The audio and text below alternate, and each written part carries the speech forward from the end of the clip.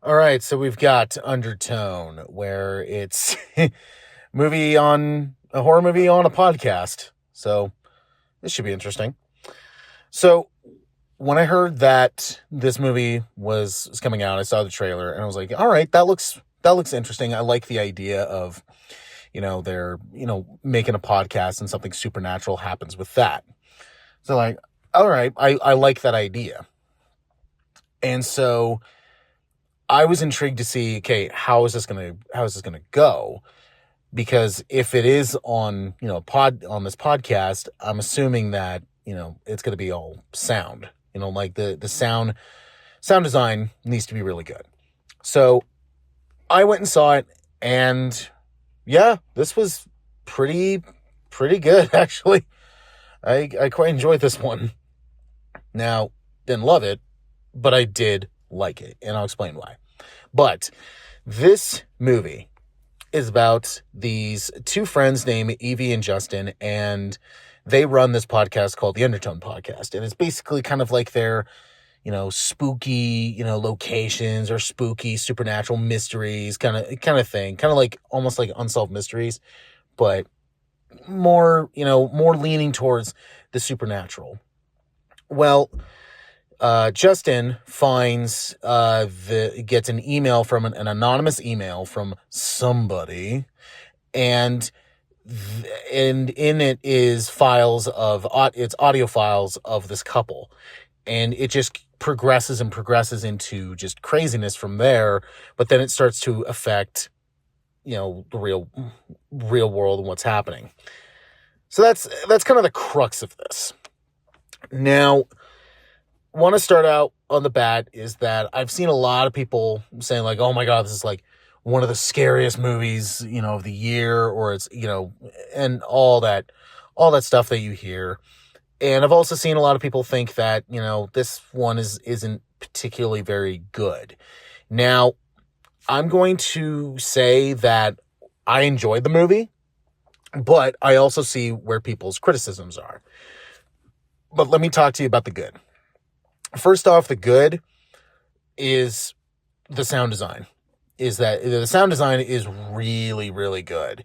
It is very, very much, I guess, very much in your ears. So it's, the sound design I thought was very, very good, because it's more leaning towards, you hearing stuff.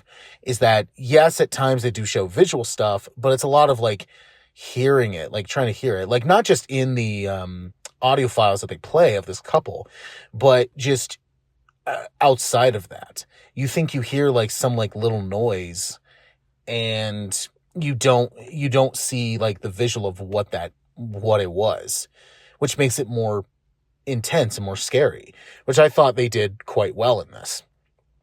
Also, the last 10 to 15 minutes had me on edge. And usually movies don't do that a whole lot.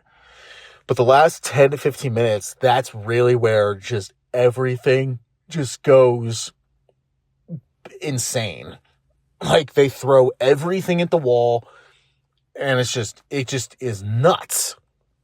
And so the last 10 to 15 minutes are worth it just by itself. Now, it also has some really interesting ideas. Like I said, I like the idea of a horror movie based around, a podcast or the characters making a podcast. So it's very much incorporating, the times we live in now, but it's also, I'm glad that they don't, use that as like almost like a one-note joke, or they just say, yeah, they're just making a podcast and that's it. And there's no particular reason why they're doing it. They're doing it because, they both have reasons, but mainly Evie has reasons why she's still doing it. And I also like how the two of them, we don't see Justin. There's really only one character in this movie, and it's Evie. And she's, I like how their dynamic is kind of like Mulder and Scully from X-Files, where one of them is the skeptic, being Evie, and the other one is the believer, which is Justin. So I like that kind of trait that they're doing with that. And they do kind of go back and forth with that. And I did like that.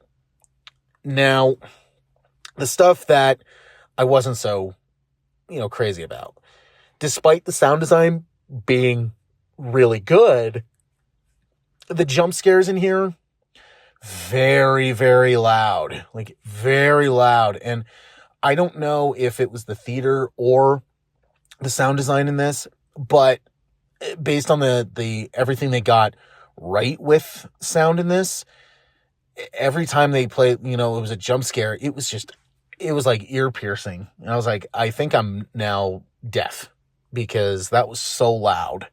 So if they turned it down just a little bit, I think it would have been better.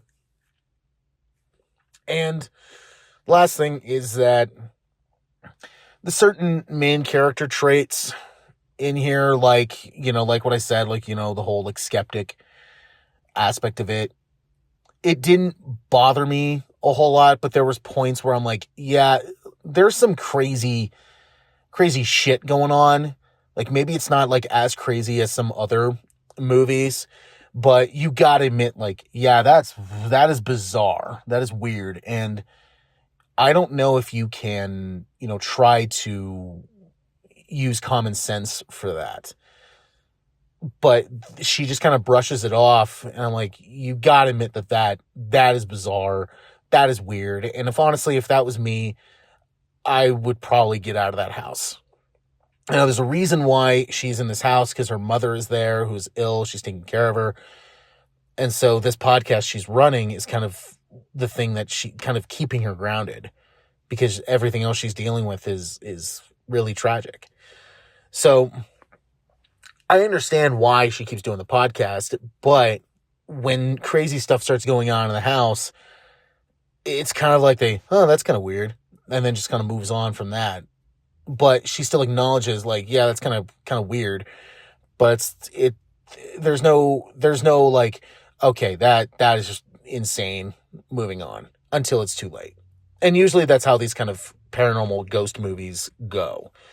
So overall, it was very slow plotting, yet creepy. And it's definitely not a movie for everybody.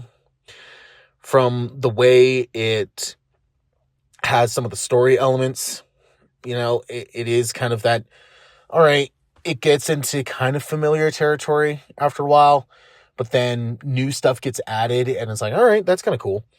The best parts in here is the sound design. If you go see the movie in the theater, make sure the crowd is quiet. Or if you watch it at home, which probably is now because I'm late, then I definitely would have a very good sound system and make sure that, the house is quiet. While certain elements were a little hit and miss for me, the film still does, I think, a really good job in creating suspense on a budget of only $500,000. So $500,000. So it felt kind of like Paranormal Activity, but honestly, I like this one more than Paranormal Activity, personally. Where Paranormal Activity only had a very small budget, so they had to use it wisely, and a lot of that was on sounds. And I think they did a really good job with that. And the same thing here. And I also see why this director is being eyed for the next Paranormal Activity movie. But to be honest, I don't think Paranormal Activity needs another movie, but that's just me. But anyway, I would give this maybe a low grade, because I did enjoy this one. Would I rewatch this one? Maybe, but at the same time, it would probably be on a lower tier of rewatchability for me, because there are a couple of other ones I'm like, yeah, those I think worked a little better. But I still think this was pretty good with some faults. But yeah, damn, the last 10, 15 minutes, oh my God, that was just insane.